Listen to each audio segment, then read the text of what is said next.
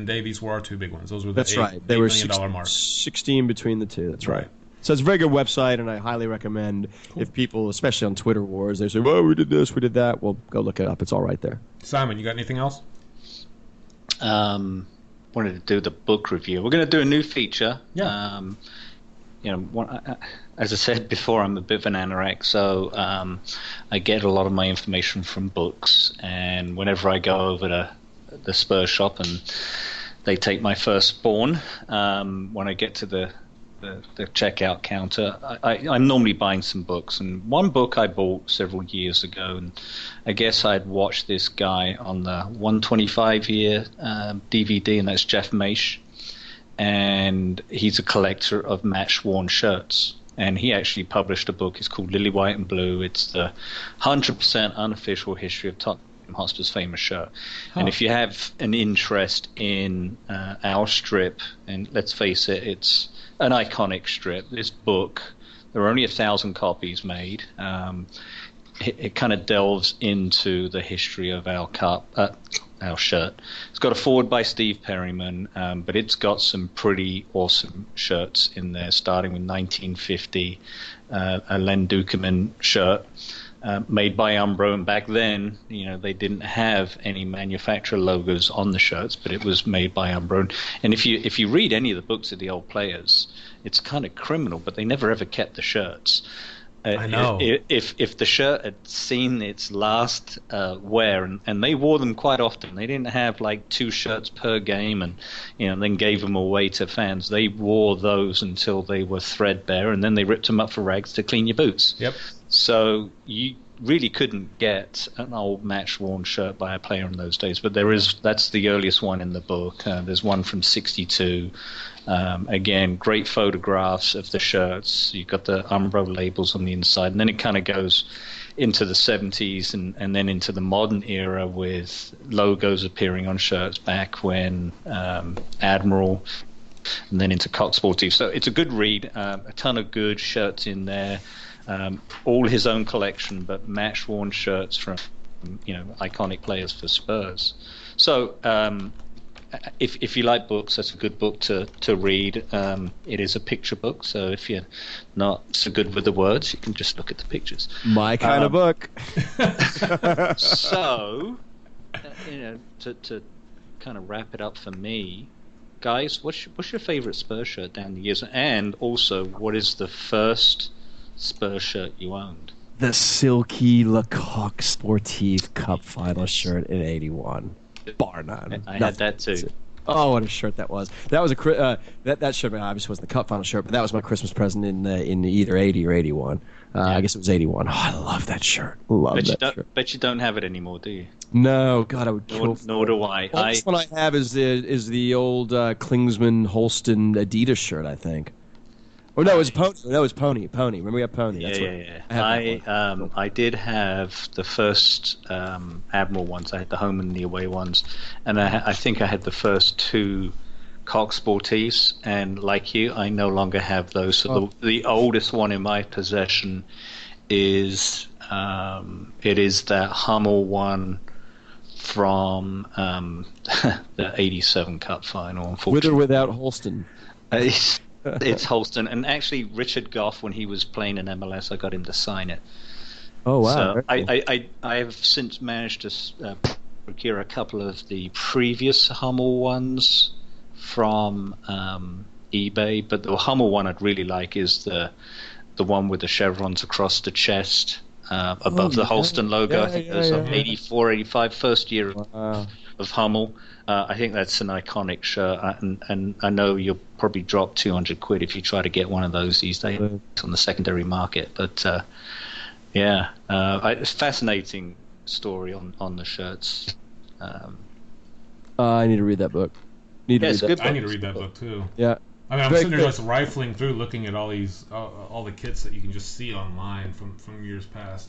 Yeah. I think to a man, if you ask anybody what's the worst one ever, it would be the chocolate brown kit. But yeah, I'll tell you what, there is some gaudy looking materials that they used way back in the day. Didn't we beat Wigan 9-0 in that shirt? No. Yeah, didn't we? No, it's the. Or we played full. We had the last time we had the yellow in the shirt. It was a Puma shirt. In fact, I'm turning around and looking at my match-worn Defoe shirt on my wall. No, I was talking about the chocolate brown one. Where did we had something? Where did we? That was our first season with Puma. Puma, yeah. And it was our third shirt. I remember we played at Fulham, won 4-0, 2 goals from Berbatov, 2 from Keane. That's right. That was the brown shirt, wasn't it? But it was very limited. They only produced a certain amount, and it sold out. So as ugly as it was it's highly sought after. So was the 125 shirt. The checkerboard, the white and blue one, right? Yeah, I can't find that anywhere. I've looked. Yeah, ever is purple. Worn in one game. Yeah, that's right. The anniversary. My favorite's the purple shirt. The purple third kid. I love that shirt. Love. I thought you were going to say Larissa's purple gold kid jersey. No. The Barney uniform. Way off here. Way off. And for just to wrap up the whole kit thing, if anyone ever wants to invest in match-worn shirts, just be very, very careful, because there's a lot of people out there claiming they're match-worn, and anyone can print off a certificate of authenticity. And but the best time to buy those is through the club, especially the poppy shirts when they auction those off for the British Legion. I don't remember if they did that this year. I know they've done it in years past. I actually did get a couple one year by mistake. I only tried to bid on one. I ended up winning 2. But so if anyone wants to take one of those off my hands, I'm open to offers. It's David Bentley. Oh, really? I'll keep the Sandro one. But, there's the Bentley one. Oh, what a David player! Bentley. You can imagine how much Bale and Van der Vaart went for that season. I can't even imagine. Yeah, thousands of pounds. But it is a nice, unique piece of history to have in your mitts, if that's what you fancy. Say the name of the book again, Simon. It is Lily White and Blue, and it's by Jeff Maysh, Maysh. All right, so guys, give that a look. In the coming weeks, Julie Welsh, Daniel Wynn, both have agreed to come on. We're looking at having them on in a couple of weeks. Rob White has also agreed to come on. I would love to try to coordinate with Rob to maybe have him come on with those two. I mean, what a star-studded afternoon that would be. Obviously, Rob and Julie co-authoring The Ghost. That would be wonderful to have them on together. But if not, we would enjoy an afternoon with Rob White and his own person just as much. So be looking forward to that in the upcoming weeks. Good news as well on the always popular and always requested front of iTunes. We are on iTunes. It is finally. I have figured out. I have broken the code of Spreaker and getting the show on iTunes. There was a disable button that I needed to press to make everything manual. And when I was finally able to upload all of my images that I use and make them the proper size, it has to be in manual mode. And there's nothing that tells you to do that. Spreaker.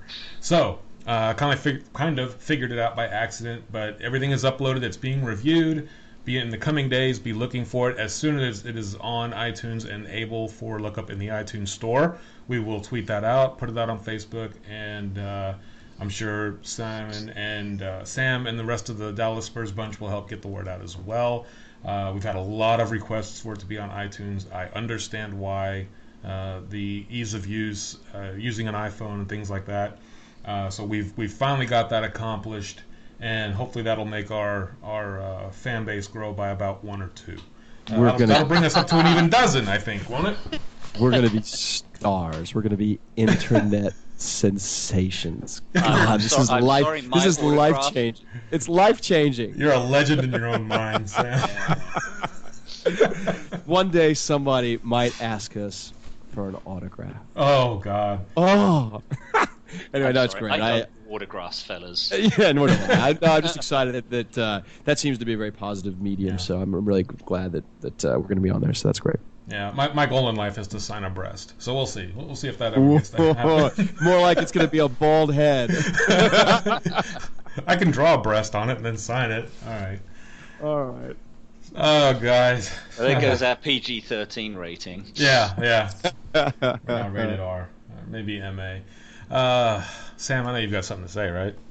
Kenny, get in there, son. And for the rest of you guys, be kind to one another. That's the other guys wearing red. Wankers.